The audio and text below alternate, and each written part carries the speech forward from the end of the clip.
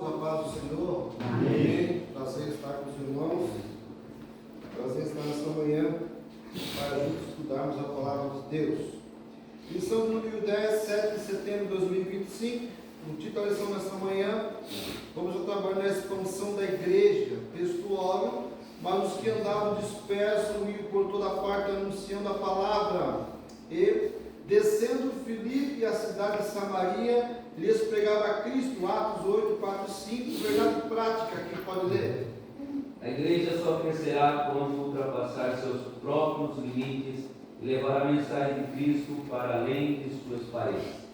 Amém, irmãos? Amém. A leitura bíblica clássica se encontra em Atos Apóstolos, capítulo 8, do 8, do 12 e 15.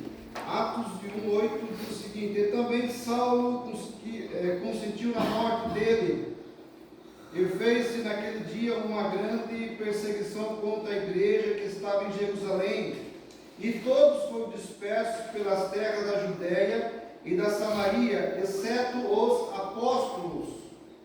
E os varões piedosos foram enterrar Estevão e fizeram sobre ele grande pranto. 3. E Saulo assolava a igreja, entrando pelas casas e arrastando homens e mulheres, e os encerrava na prisão. Mas os que andavam dispersos iam para toda parte, anunciando a palavra.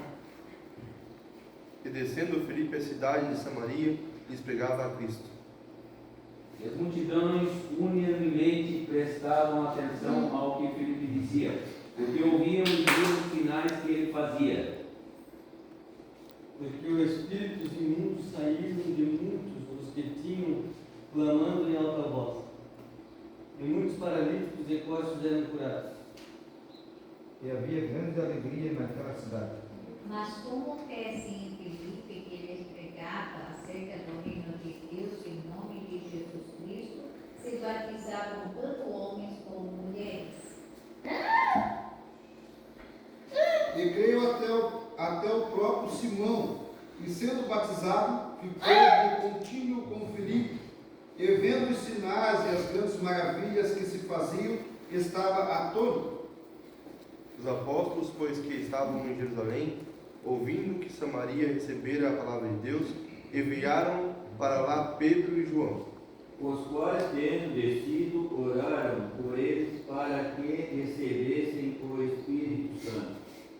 Amém? Amém. Amém. Pai, nessa manhã nós te louvamos por esse momento. Obrigada, Senhor, em nome de Jesus, do tremendamente do Teu Filho. Tudo, Senhor, multiplica conforme Teu Santo Espírito, fala conosco por meio. Então, tudo nós, Senhor. Obrigada, Senhor. Tudo para a gente aprender mais de Ti, da Tua palavra, em nome de Jesus. Amém. Irmãos, nós vamos estar se debruçando no tema da lição, que é o crescimento ou a expansão da igreja. A reação de uma igreja que está disposta a vencer todas as questões que estava vivendo na época. Então, nessa lição, nós vamos trabalhando essa ideia, dessa expansão dessa igreja, como que essa igreja superou algumas coisas. Então, a nossa introdução, ela já vem trabalhando uma questão que vamos estudar como a igreja foi dispersa e por que dessa dispersação, e por causa de uma grande perseguição. Até então os cristãos estavam concentrados em Jerusalém e não tinha avançado na missão de espalhar o Evangelho, mas tudo mudou quando Estevão, um dos 7 escolhidos para servir, foi morto por causa da sua fé. Na verdade, Jesus já havia dito isso em Atos 1. Irmãos, a igreja, essa lição de hoje aqui, irmãos, ela vai ser tipo um resumo desde a lição 7 até a lição de hoje. Por quê? Porque assim, a igreja, na lição 7, ela vai superar o quê, irmãos? Ela vai superar as perseguições. Na 8, ela vai ter o cuidado de resolver seus problemas. E na 8, né? E na 9, que foi no ano passado, ela se arrisca, ela é uma apologeta bíblica, ela se arrisca em defender a sua fé e a palavra. E hoje nós vamos contextualizar essa questão, então, da igreja expandindo a forma que ela vai expandir. Então, a questão que nós temos aqui é qual é o motivo da dispersão dessa igreja? Por que ela é dispersa? Qual é o motivo que leva ela a ficar dispersa? Então, a gente vai observar que está na introdução. Primeira questão é a perseguição que se instalou em Jerusalém após a morte de Estevão. É uma das primeiras questões. A segunda questão do motivo da dispersão vai trabalhar a ideia de Paulo, Saulo de Tarso, que era um dos homens que proviam o contexto da perseguição com a igreja de Jerusalém. E o terceiro ponto é que Deus usou a hostilidade contra a igreja como instrumento para cumprir Atos 1:8, que estava já lá atrelado dentro do contexto de Deus, essa mensagem. Então, dentro dessa mensagem, havia umas coisas, por aí, sereis minha testemunha, e o que a igreja teria que testemunhar? A igreja está na dispersão. O foco principal desta igreja, ou seja, Jesus vai ao céu e deixa um legado. No legado de Cristo que ele vai deixar, ele deixa: vocês vão ser as minhas testemunhas. Mas o que a igreja teria que testemunhar? Quem sabe responder? Ele se testemunhou uma coisa. E se você olhar em todo o Atos, eles defendiam essa testemunha. Eles eram testemunha disso. Eles não, nós somos testemunha disso. Inclusive Pedro em um dos sinédrios, é levantado na reunião, em meio de doutores, e ele bate com os dois pés, então é isso mesmo, eu sou testemunha disso. Alguém levanta no meio de tudo, esse cara falou tão bem, com tanta veracidade, qual é o grau de instrução? Não tem nada de instrução, eu sou um pescador. Mas eu aprendi, eu convivi com o mestre 3 anos e meio, então eu estou testemunhando aquilo que ele deixou de testemunhar. E o que eles testemunhavam? A morte e a ressurreição de Jesus Cristo. Exatamente. A morte e a ressurreição de Cristo. É o testemunho da igreja. Eles precisavam fazer isto. Era testemunho. E se eu perguntar para ti hoje, o que nós, como igreja, temos que testemunhar hoje? A igreja primitiva testemunha a morte e a ressurreição de Cristo. E a igreja hoje, que nós temos hoje, o que nós temos que testemunhar? Alguém falou arrebatamento aí? Nós ficamos na responsabilidade, irmãos, de testemunhar o arrebatamento da igreja. A igreja, então, primitiva, conquistou o mundo, irmãos. Eles convenceram o mundo que Jesus tinha ressuscitado. De uma forma tão real e tão verdadeira, que as pessoas creram. De uma forma que não se havia dúvida nas pessoas. Não, os discípulos de Jesus ressuscitou, e é verdade. Ele ressuscitou. Está entre eles, opera maravilhas, milagres. Pedro veio aqui, pegou na minha mão e disse: levanta e anda, e eu andei, porque Jesus realmente ressuscitou com eles. E nós, igreja? Nós estamos ganhando o mundo e convencendo o mundo que Jesus vai voltar? Que vai haver o arrebatamento? Não. Nós estamos convencendo isso? Então, um dos motivos das perseguições, da dispersão, é exatamente ser as minhas testemunhas. E em Jerusalém, Judéia, Samaria e até os confins da terra. O que parecia derrota, motivo da dispersão, o que parecia derrota, tornou-se o meio da expansão do Evangelho. Há uma visão ótica que parecia: a igreja acabou, a perseguição chegou, acabou. Os crentes vão tudo desarmar, vão para sua casa, acabou. Não. O que parecia uma derrota tornou-se uma expansão do Evangelho. Tertuliano, que foi um dos pais da igreja da época, foi um dos caras que citou que quanto mais matava crente, quanto mais sangue jorrava na cidade, a semente gerava mais crente, mas o sangue fazia com que mais crentes fossem gerados e mais crentes se convertiam. A perseguição não foi um empecilho parasse na caminhada. Não. Não. Parece que quanto mais a coisa ficava brava, mais ele não, nós vamos lutar, até vencer isso. Então, motivo da dispersão. Segundo, a importância dessa igreja, irmãos. Eu estou em instrução, rapidinho aqui. Eu prometo que vou acabar 10 horas hoje. Vou acabar 10 horas. A importância dessa igreja. A igreja não ficou restrita aos apóstolos, mas todos os crentes se tornaram anunciadores. Segundo, a importância da igreja. Mostrou que a missão é de todo o povo de Deus, mesmo em tempos de perseguição. Não havia somente uma responsabilidade para a liderança da igreja, do corpo docente. Não, o corpo discente da igreja, ele sai para a rua, não, nós vamos ganhar almas, nós vamos evangelizar. Jesus ressuscitou, nós queremos fazer parte dessa obra, e pronto, irmãos.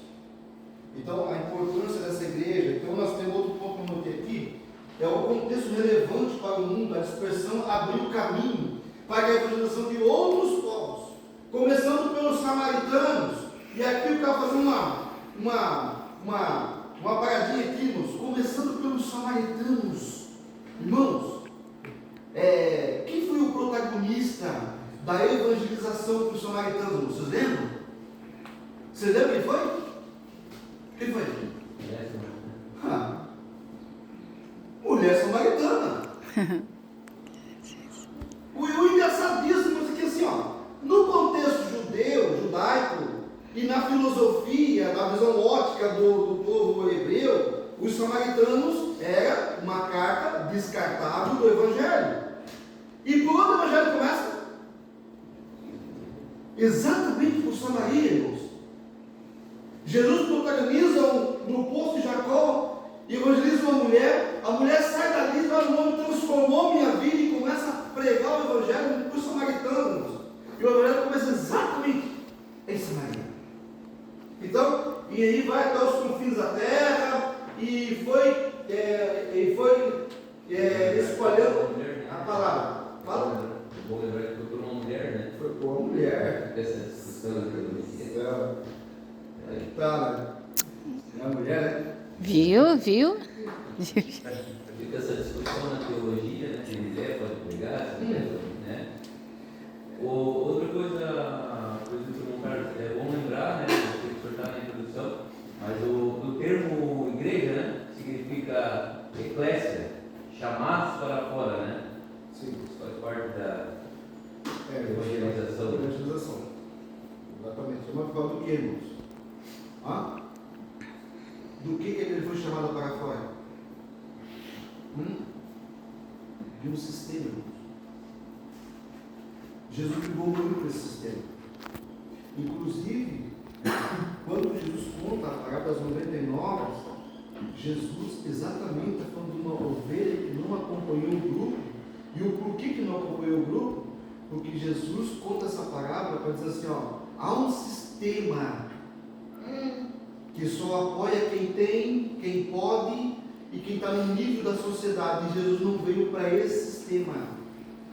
Jesus veio para um sistema de pessoas que estavam inclusos ou não tinha parte com uma sociedade desprezível. Jesus era essa pessoa. Então Jesus vem nesse contexto, trabalhando essa ideia, e essa igreja está dessa forma, separada, tirada para fora de um sistema mundano. Assim, vimos que o sofrimento da igreja serviu de catalisador para a missão mundial, revelando que Deus transforma a adversidade em oportunidades, irmãos. Jesus transforma a adversidade em oportunidades. Mas para quem? Tanto oportunidade para uma igreja desenvolver aquilo que Deus, o legado que Jesus tinha deixado, quanto para pessoas que precisavam conhecer o amor de Cristo. Então a introdução, basicamente, ela se inclui dentro desse perfil que colocamos aqui. Irmãos, outra coisa, eu preparo o plano de aula mediante a ideia da lição. O que está aqui na lição, eu preparo o plano de aula. Então, eu quero que você fique dentro do material, que é melhor. Então, a nossa introdução vai trabalhar essas ideias aí. Nós temos o primeiro primeiro tópico da lição, que é a igreja diante da perseguição. Primeiro tópico, trabalha a questão embora perseguida, não fragmentada. Quem pode esse ponto para nós aí? Por conta da perseguição que foi movida contra Estevão, o evangelista enfatiza que os cristãos foram dispersos pelas terras da Judéia e da Samaria, exceto os apóstolos.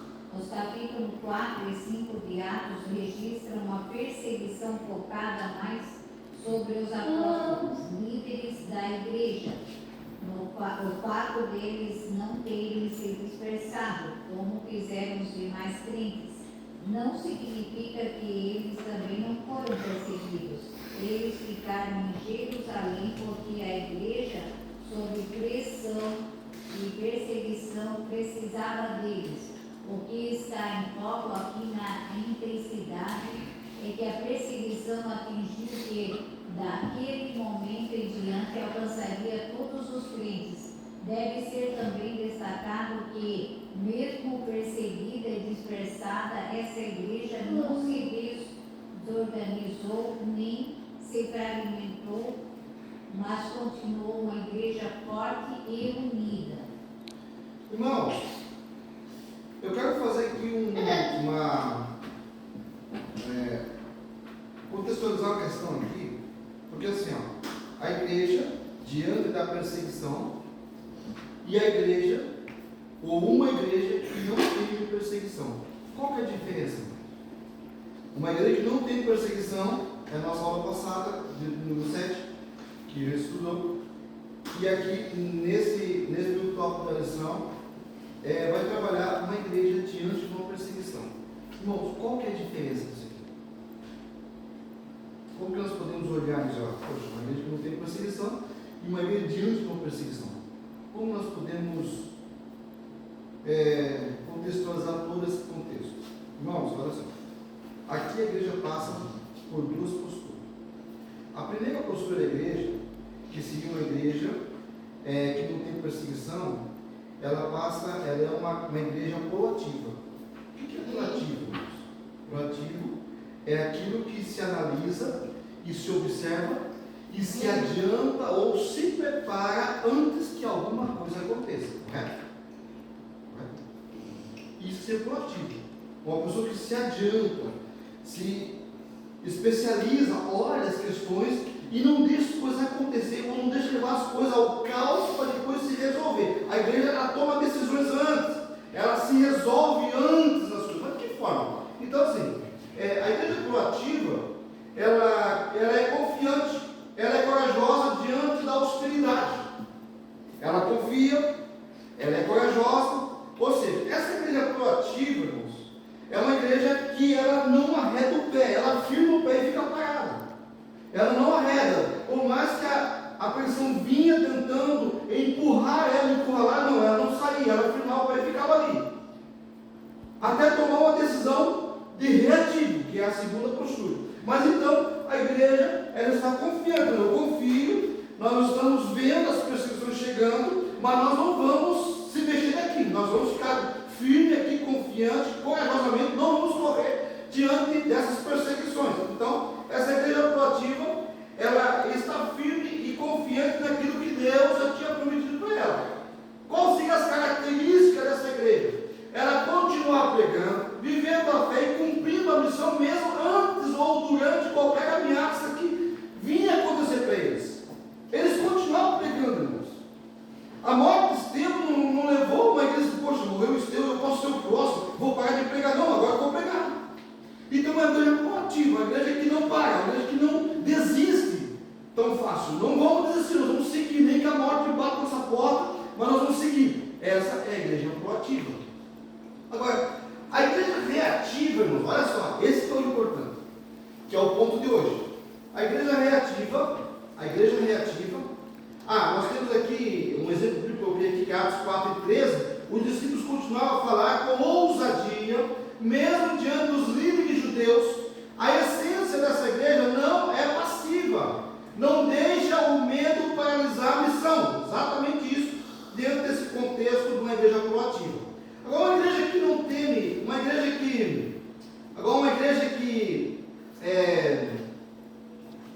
diante das perseguições, ela é uma igreja que tem uma postura reativa, resistente, firme. A característica dela, mesmo que sob pressão, oposição ou ataque real, mas não se fragmenta. Mantém a fé, a comunhão e a missão. Ou seja, a igreja agora, além de ela acreditar no que Deus tinha na vida dela,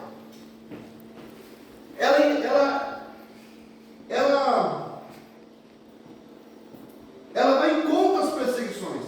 Ou seja, ela avança, ela reage, ela luta.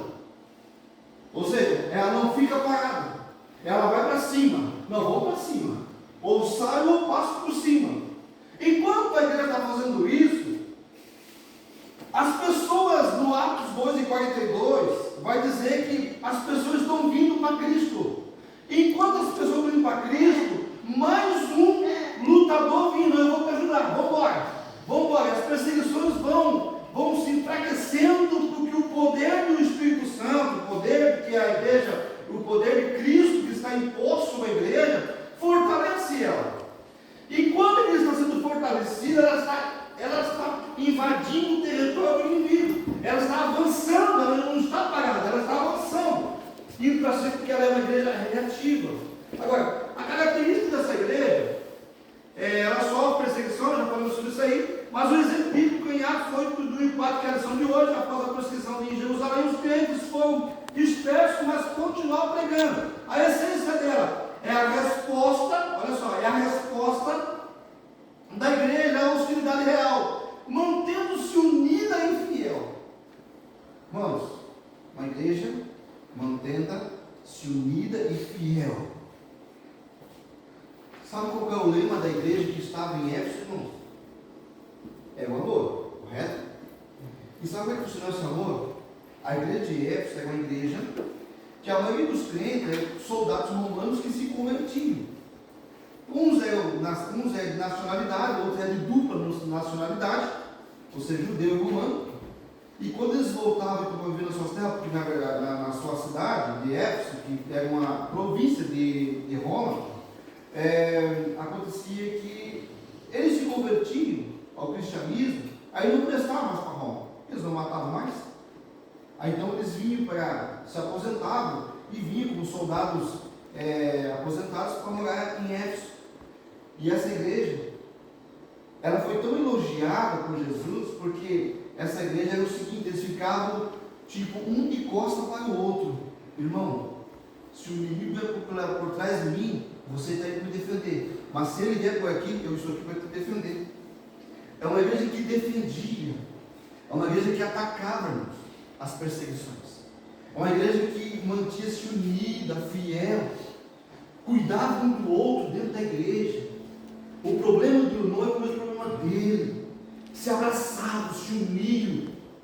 Se morria alguém por causa da perseguição, eles planteavam juntos, choravam juntos, se lamentavam juntos, mas também andavam juntos, carregavam um no outro junto, as cargas do outro junto, se mantinham uma fidelidade um com o outro. Havia uma união tão composta entre eles, que os irmãos se sentiam seguros entre os irmãos dentro da igreja. Irmãos. Eu estou falando de uma igreja, irmãos, que avançou perseguições, momentos difíceis, mas que venceram. O avanço da igreja só pode acontecer, irmão, por causa dessa unidade, dessa fidelidade, dessa resposta que eles dão ao mundo da época, irmãos. De não ser covarde, mas ser corajoso. Então, uma igreja diante da perseguição prova a sua fidelidade e torna instrumento da expansão do Evangelho. A igreja provou, irmãos, tanto a sua fidelidade, quanto a sua capacidade, como o seu testemunho de testemunhar que Jesus tinha ressuscitado e que estava entre eles, e essa presença de Cristo entre eles prova, irmãos, todos os milagres que acontecem, tudo o que eles faziam, a mão de Deus estava com eles. E o mundo vê isso. As pessoas enxergaram isso. Eles olharam ao ponto que falavam assim, ó, Pedro que passa todo dia para ir com o templo orar, às 9 horas da manhã, em tal lugar, coloca o teu enfermo lá, quem sabe lá, a sombra de Pedro pode curar o teu enfermo. Olha só que identidade, irmãos. Olha que identidade, irmãos. A sombra de Pedro, quando ele passar, nem que ele não veja o enfermo deitado no meio do caminho, mas pode curar o teu enfermo. Era o testemunho que o mundo dava para a igreja.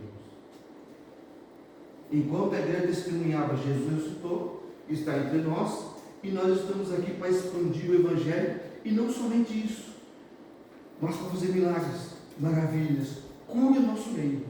Irmãos, eles eram tão audaciosos. Eu achei Pedro muito corajoso. Chegar a olhar para o coxo, irmãos. Não tenho ouro, não tenho prata, não tenho dinheiro, não tenho nada, cara. Mas o que eu tenho eu te dou. E pegar na mão do cara e puxar e levantar, mas o cara é corajoso, irmão. Ele é corajoso. Ele é ousado. Ele é confiante naquilo que Deus tinha com ele. Não, Jesus vai correr quando acabou. Está aqui, vem cá, cara. Levanta e anda. Irmão, se tu fizer isso hoje aqui, irmão, até vai preso, irmão. O cara levanta, quebra as pernas, pronto. Não, a ousadia do cara é grande, irmão. A forma em que a igreja testemunhava e a forma em que o mundo olhava para a igreja, irmão, era de você ficar de boca aberta. A identidade que a igreja vende para o mundo, irmãos. E o mundo comprou essa identidade. Ali tem crente. Ali tem pessoas que eu posso ir lá e o Deus dele vai fazer alguma coisa por mim. E aí, irmãos? Estão vivendo uma expansão ainda da igreja. Atos dos Apóstolos ainda não terminou. A extensão de Atos está aqui dentro dessa igreja hoje. E se nós estamos escrevendo Atos dos Apóstolos, qual seria a nossa biografia dentro de Atos dos Apóstolos? O que estamos escrevendo lá?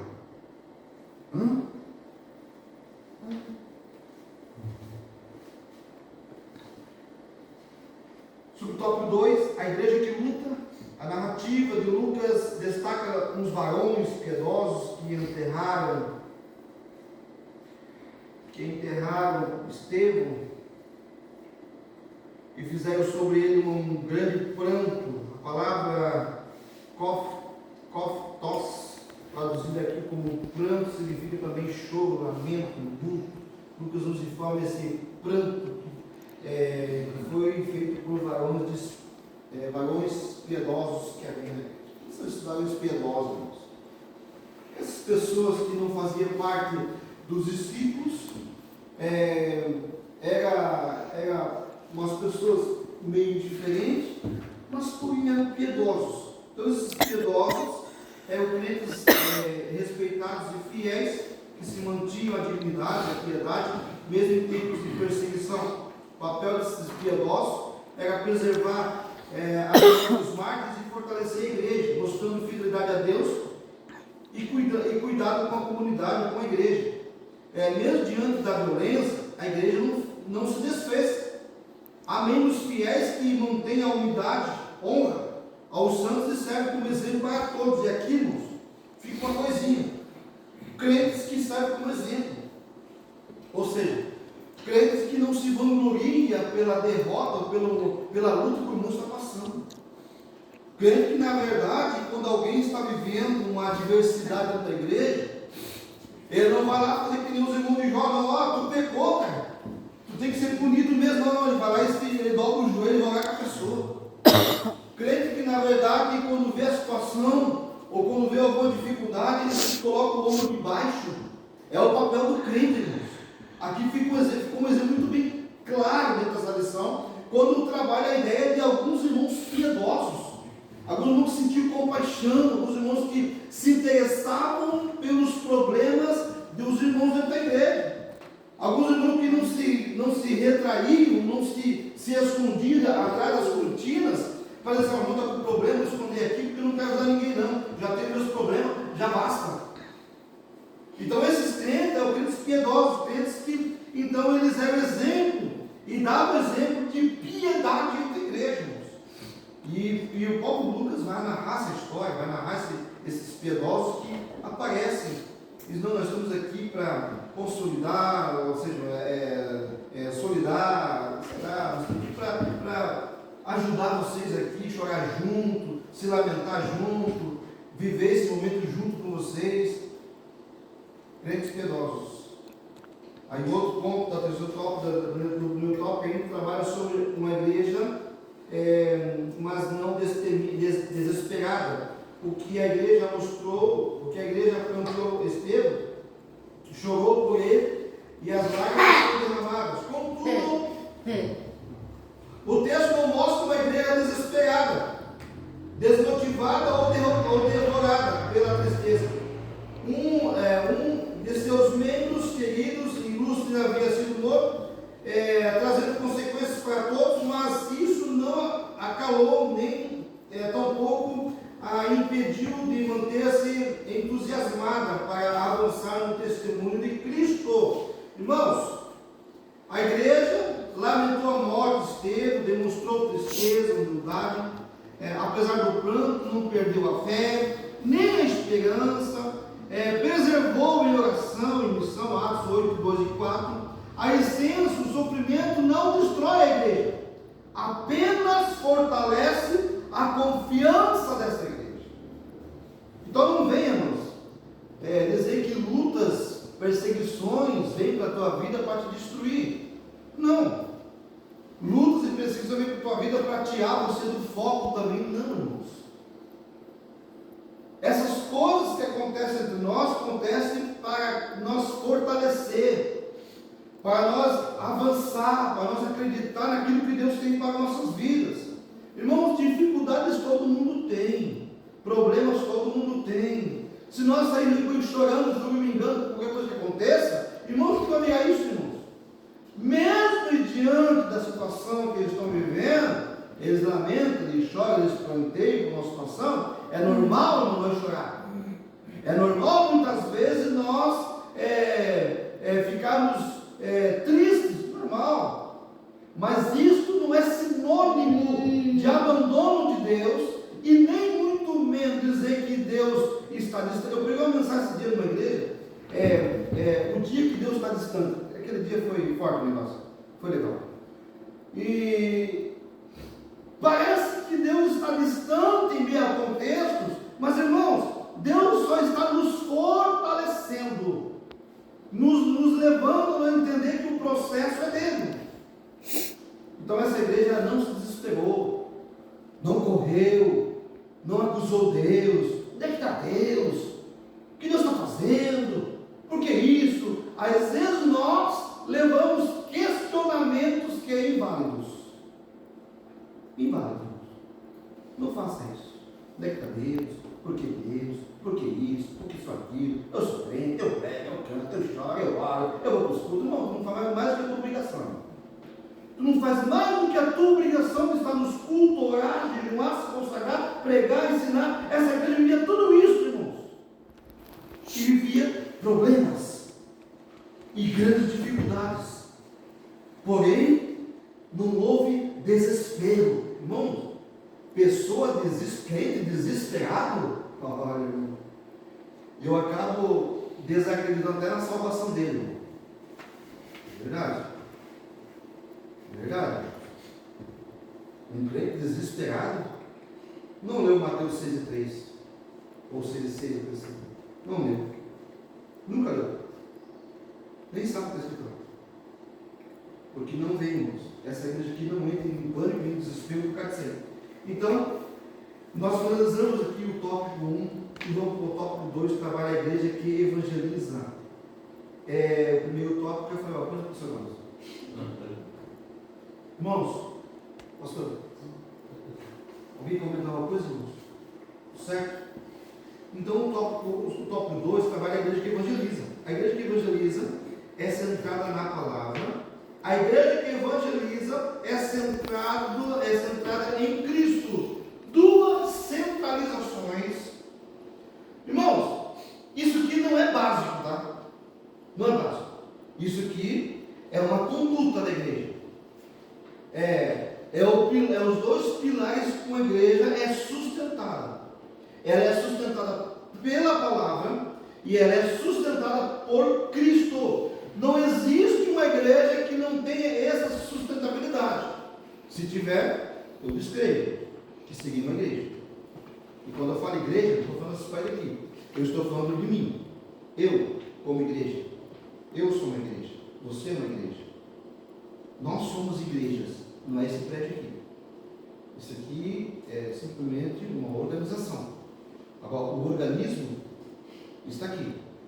Onde que o apóstolo Paulo vai dizer que esses membros, os membros que estão aqui, fazem parte de uma cabeça. E que a cabeça é Cristo, centrado pelo poder da palavra. Não ficou difícil de entender o que Paulo está falando para a igreja que estava em Coríntios. De jeito nenhum. Ficou muito fácil de entender o que seria um corpo, o que seria uma igreja centrada, o que seria uma igreja balizada, o que seria uma igreja que vivia um contexto de palavra, irmão. E essa palavra aqui, irmão, não está atrelada com a palavra de homens. Filosofia humana, pensamento humano, não. É a palavra de Deus mesmo. Às vezes nós ficamos, sabe o que nós ficamos? Essa igreja aqui, vamos dizer que surgiam pessoas falando assim, vocês vão morrer, cara. Vocês têm que desistir de servir a Deus. Servir a Deus não é uma coisa boa. Vamos dizer que surgiram essas palavras na época. Vamos dizer que surgiram pessoas ao contrário, tentando tirar o foco da visão desta igreja. Com outras palavras.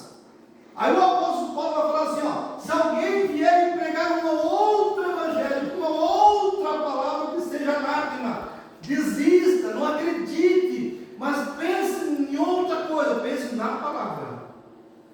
E a igreja, irmãos, ela está centralizada na palavra. E quando eu estou centralizado na palavra, irmãos, alguém pode falar assim, Carlos, tu não tem ministério, tu não tem chamado, cara, quem sabe da história sou eu. Eu sei como eu passei, sei que história que estou fazendo, sei o que Deus tem comigo, sei quem falou comigo, tudo quem sabe é você, irmão.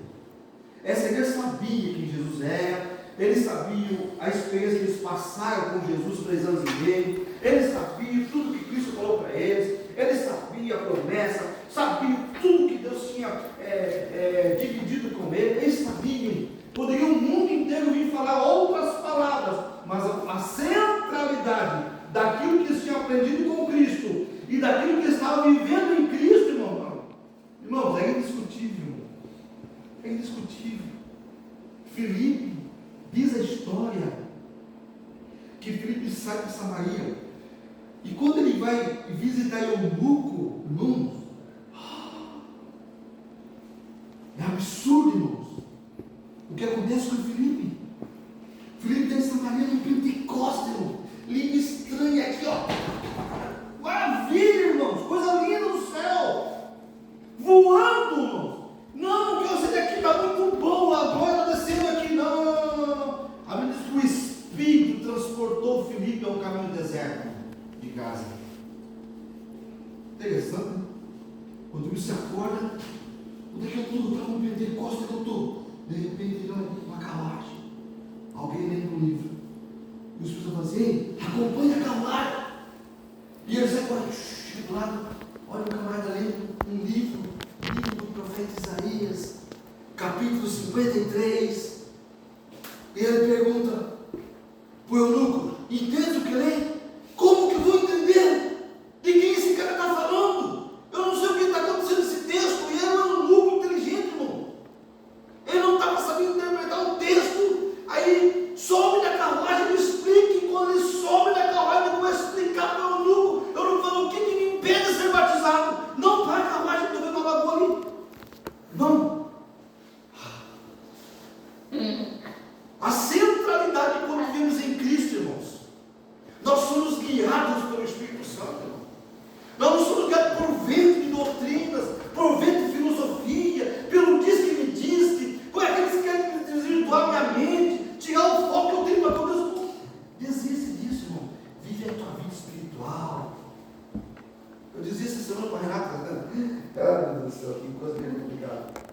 Eu falei assim, olha, hoje eu aprendi uma coisa. Eu não vivo de mentalidade dos outros, ideia dos outros, opinião dos outros. Recebo.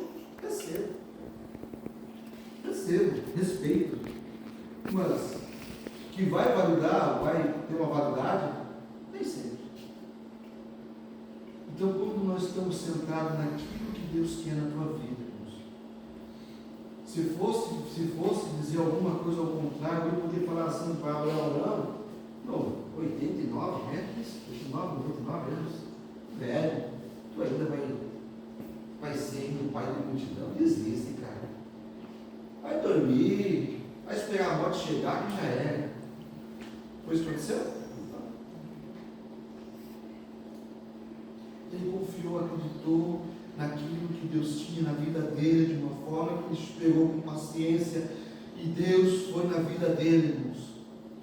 Então Deus é com você, Deus é comigo, Deus é conosco, e esse ponto trabalha essas duas representações, aonde que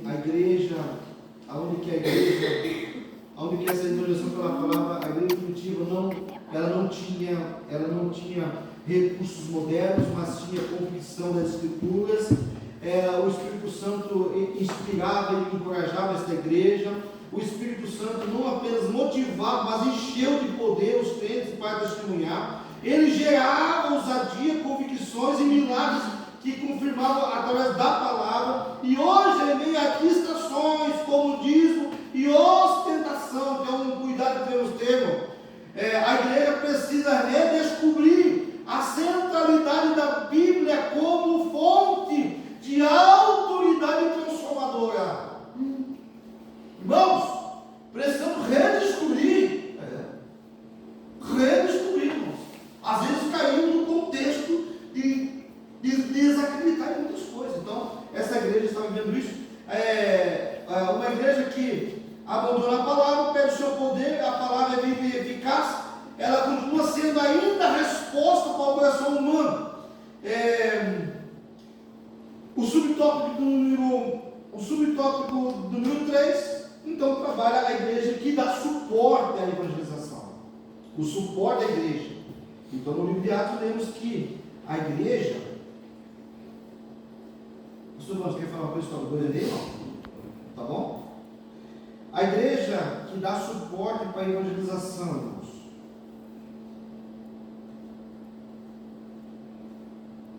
A igreja que dá suporte para a evangelização, no livro de Atos, lemos que os apóstolos, quem pôs esse ponto para nós aí?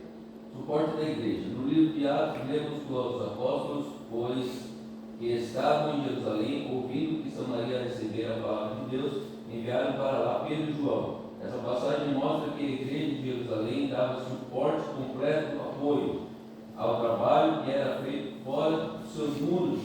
Quando a igreja começou a sair fora dos seus portões, os apóstolos procuravam dar apoio e suporte no trabalho evangelístico e missionário. Não basta mandar missionários, é necessário dar suportes na missão que realizam. Irmãos, vamos para uma explicação e vamos para uma aplicação desse ponto aqui. Então, a explicação, a igreja não é tarefa isolada. Não. A igreja não é tarefa isolada. Não. Ela nunca trabalhou dessa forma. A igreja primitiva, ela trabalhava unânimes. O que não evangelizava, orava. O que não orava, que é difícil não orar, né? Mas estava lá na casa de Maria, visitando, fazendo discipulado. O que não estava fazendo discipulado, estava na rua entregando um folheto. O que não estava entregando um folheto, estava num culto da igreja, abrindo a porta da igreja, convidando pessoas para participar do culto. Então, uma igreja, ela não é algo isolado, é algo muito aberto. Ela tem as vertentes teológicas de uma igreja, irmãos, ela dá uma capacidade imensa para uma igreja trabalhar, irmãos. E Jesus vai deixar muito claro isso, muito claro. Ele não vai conciliar poder a mais para um que tem cargo a mais e poder a menos para um que tem cargo a menos. Não é o cargo que envolve Deus, mas é o encargo. Então nós somos encarregados de algo de tarefa de Deus, onde o mesmo Espírito Santo com a mesma autoridade, tanto se imposta em alguém que tem mais responsabilidade, não cargo melhor. Entendeu? Quanto o outro que de repente tem uma responsabilidade um pouco menor, mas o seu cargo é o mesmo cargo de quem tem a responsabilidade maior diante do contexto de reinos.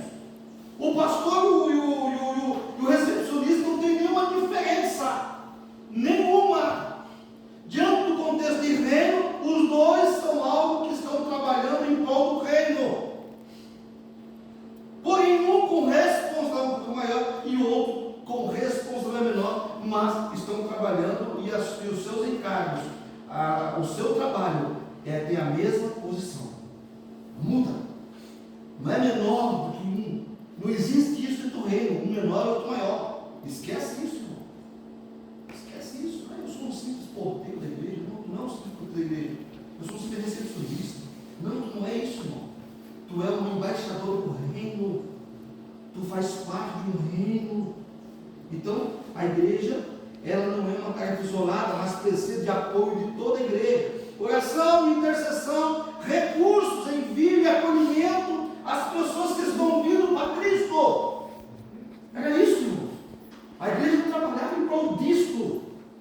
Então, a aplicação desse ponto vai falar o seguinte: hoje a igreja pode dar suporte com pequenos grupos, discipulado pessoal, investimento em missões, cuidado pastoral, oração constante. Cada membro é parte de um suporte. E volto a dizer, nenhum e nem outro é menos por ser o seu trabalho menor ou de menos responsabilidade. Então, a igreja, ela trabalha nesse contexto. Então, uma outra questão que temos aqui é a igreja que discipula. A igreja que discipula, ela evangelizar não é só anunciar. Não é só isso, não. Evangelizar não é só anunciar. A igreja de Atos, ela evangelizou, ela anunciou, mas ela não só anunciou. Se você olhar dentro de todo o contexto de Atos, você vai ver uma igreja muito ativa. Ativa por demais, irmãos. Crentes ativos. Eles não só anunciavam, mas eles trabalhavam unânime. Eles acompanhavam as pessoas, eles ensinavam a viver a fé. Em Mateus 28, 19 e 20, vai trabalhar a ideia. A igreja primitiva se reunia em casas, ensinava e cuidava das pessoas, em Atos 12, 42. A igreja, ou a aplicação que eu estou trazendo nesse contexto, é discipular, é caminhar junto, ensinar Bíblia, orar com os irmãos, dar exemplo de vida cristã. Não é apenas um curso, mas um relacionamento e um cuidado espiritual, irmãos. Hoje muito se vê nas igrejas, principalmente eu participo muito, tem muito amigo pastores de comunidade, e a gente participa de algumas reuniões com eles. Hoje o que esses pastores de comunidade mais trabalham é o contexto de caminhar juntos. Caminhar juntos. Eles não deixam a pessoa caminhar sozinha. Eles caminham com ela. Eles investem, eles ajudam, eles procuram a pessoa, fazem curso, eles trazem a pessoa para um contexto mais próximo. Inclusive, irmãos, caminhar com pessoas espirituais, pessoas que realmente têm uma vida de fé, de oração, e que ensinam a pessoa a entender esse processo de um caminhar espiritual. Então, a igreja de Atos, ela vivia isso. Eles caminhavam dessa forma. Eles não deixavam a pessoa simplesmente entrava ali, aceitou Jesus. A minha irmã, se tu já voltei para casa, não pode usar mais calça, não pode mais fazer a barba, não pode, tem que fazer a barba, tem que cortar o cabelo, não pode cortar o cabelo, não pode pintar. Não.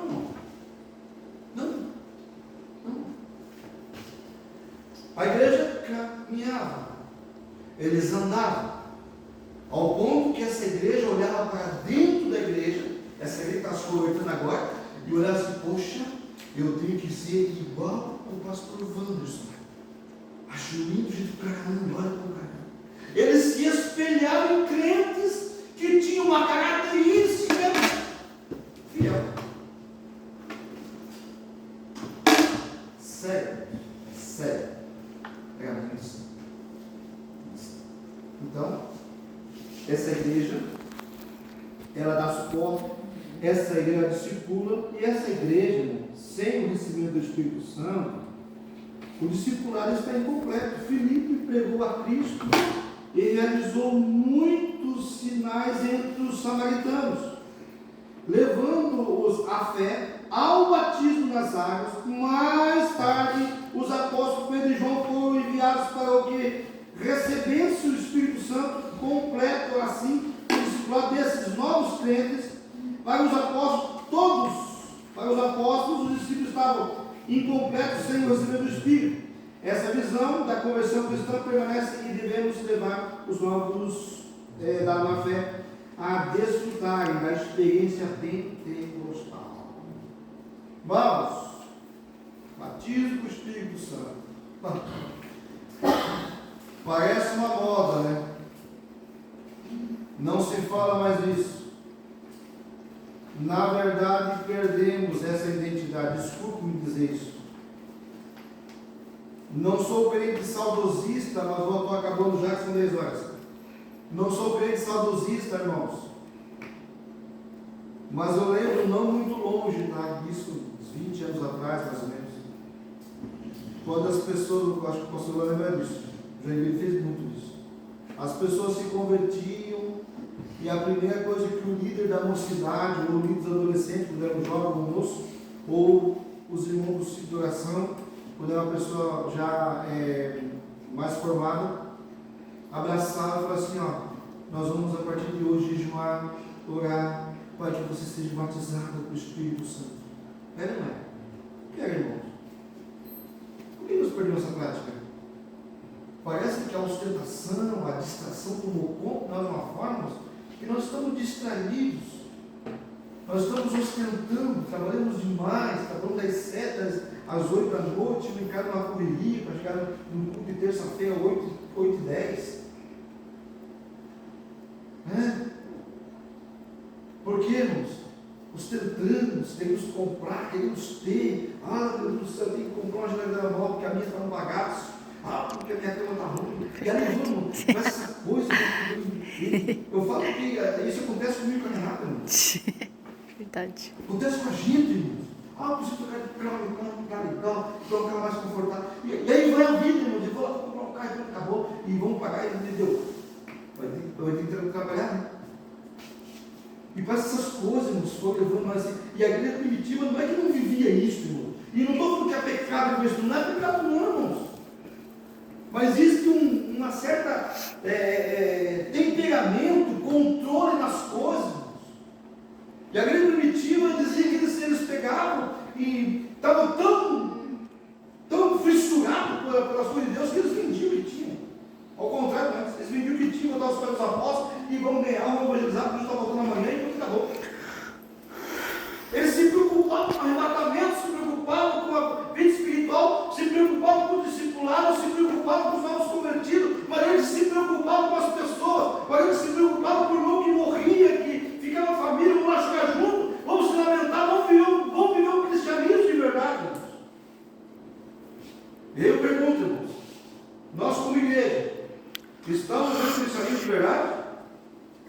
Será que estamos vivendo um cristianismo de verdade, irmãos? Ou estamos se escondendo por trás de cortinas da vida? E mostrando toda a carinha assim, vai estar o culto aí, tá bom? Eu estou aqui, glória a Deus, tudo bem. Aleluia. Deus é fiel, irmãos. Coisa linda isso aqui, irmãos. Estamos finalizando uma lição que nos traz grandes ensinamentos, grandes despertamentos espirituais. E nós precisamos ser despertados. Nós precisamos. Eu preciso ser despertado. Eu me coloco no lugar. E quando eu olhava essa lição, eu falei assim, meu Deus, a Renata perguntou-me assim, já é de madrugada, ela estava estudando material na faculdade dela e eu estava preparando material. Aí ela me assim, estava sozinho. Eu falei, não, eu estou aqui chorando aqui, porque realmente essa lição me pegou por dentro. Que tipo de crente eu estou sendo? E que tipo de história estou escrevendo, irmãos? Que tipo?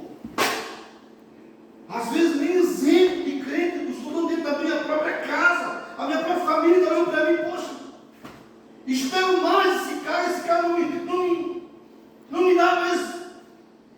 Nós não estamos mais influenciando pessoas, irmão. Temos que entender isso. Verdade, meu Deus. Pessoas não estão mais se espelhando em nós. Você, poxa, que bom, tem um crente aqui. Ah, mas se for da igreja primitiva, tem um Pedro passando pela esquina, que ninguém vai ver ele de repente, ou que ele não vai ver ninguém de repente, mas alguém diz, mas tem um Pedro passando na esquina ali. Oh Deus, muito sério. Nossa conclusão, desculpa. Nossa conclusão é o seguinte. Nessa lição, vimos como o Evangelho se espalhou rapidamente após a perseguição contra a igreja. Isso só aconteceu porque a mensagem cristã tinha um foco claro. Nossa! A missão tinha um foco claro, irmãos. E não só claro, como objetivo. Os crentes sabiam o que estavam fazendo, o que falavam, irmãos. Eles tinham uma convicção, uma fé extraordinária, que diz, não, eu vou falar porque eu sei que Deus vai fazer. Glória a Deus. A palavra de Deus é a cruz de Cristo. Sem Cristo e sem a Bíblia, não há Evangelho. A Bíblia não destaca os métodos que Filipe usou para evangelizar Samaria, mas enfatizou o poder do Espírito Santo, da palavra de Deus. Esse é o exemplo que devemos seguir. Pronto, irmãos. Pronto, irmãos. Se falava alguma coisa? Acho que não. Deus abençoe. Jesus. Aleluia.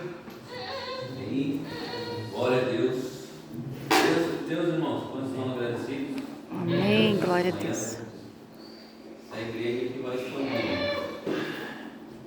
O foco da lição desta manhã, palavra-chave, né? Evangelização.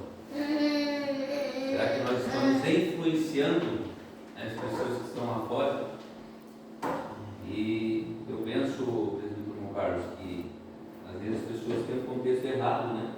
O que é missão, o que é evangelização? Porque nós estamos se degladiando dentro da igreja, enquanto o nosso foco, o nosso objetivo principal é lá fora.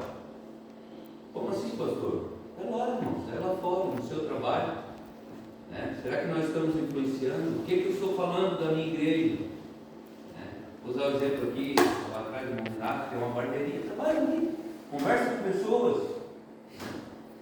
Como é que está lá? Tem um grupo de jovens abençoado, tem uma igreja abençoada, um pastor lá que é uma bênção, Mas o que a gente vê hoje? Pessoas lá fora. Como é que foi? Não, tá indo. O pastor lá está. Não influenciam pessoas e essa é uma responsabilidade nossa. Como é que nós vamos fazer missão? Como é que nós vamos trazer as pessoas que estão lá fora, se nós não falamos bem da igreja onde nós congregamos? Isso é evangelização, Não, lá tem palavra, não, lá tem louvor, tem pregação, Então nós precisamos influenciar, lá fora, sair desse quadrado, essas quatro paredes e evangelizar, falar do amor de Deus. Tem gente que fica fazendo, às vezes eu penso assim, pessoas quando estão ali no departamento, vão lá, lutam por aquele departamento, aí sai e já não faz mais nada. Isso não é igreja. Igreja é quando eu continuo trabalhando. Eu sou líder da escola dominical, vou lutar pela escola dominical. Mas saí da escola dominical, agora estou trabalhando para o círculo de oração. Não, vou lutar para trazer irmãos para o círculo de oração. Isso é igreja, isso é trabalhar para o reino. É evangelização. Aí a igreja vai expandir, aí a igreja vai ter um crescimento. Então que nós possamos, cada dia mais entender, buscar, compreender o que é a igreja, sermos exemplo, como disse o apóstolo Paulo, sede meus imitadores. As pessoas não querem assumir mais essa responsabilidade. Ele vai falar que Jesus, vão dizer, olha para Jesus, irmão, não olha para mim, não, assuma essa responsabilidade. Olha para mim, porque eu estou traçando o caminho e meu objetivo é alcançar o céu. Então, sede meus imitadores, como eu sou de Cristo. Amém? Amém. Glória a Pode Deus. falar, até aconteceu algo semana passada lá na barbearia lá. A gente estava treinando um cliente lá, aí a gente chegou num assunto de igreja, Ele perguntou que igreja que ela participava, participava da Assembleia de Deus. Aí veio um ponto.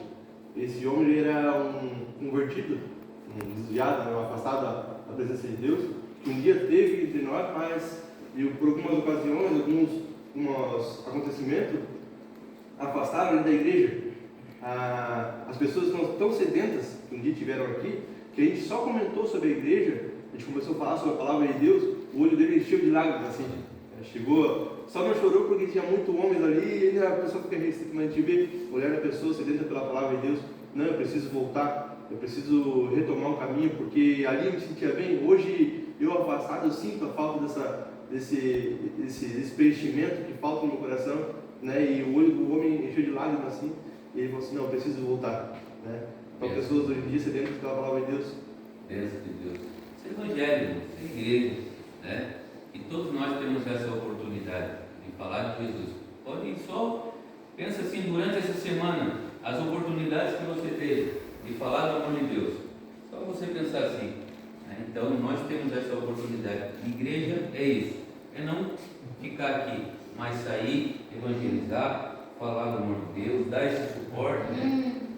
Como falou aqui, às vezes na nossa contribuição. Eu quero louvar a Deus. Tivemos nessa semana uma reunião do Departamento de Missão, a Igreja do Salinas, de R$280 que nós contribuímos com a nossa missão, foi para R$1.580, né? Um crescimento muito alto, muito grande. Então, é uma igreja que evangeliza também, que contribui, que dá o suporte também para essa evangelização. Amém, irmãos? Vamos colocar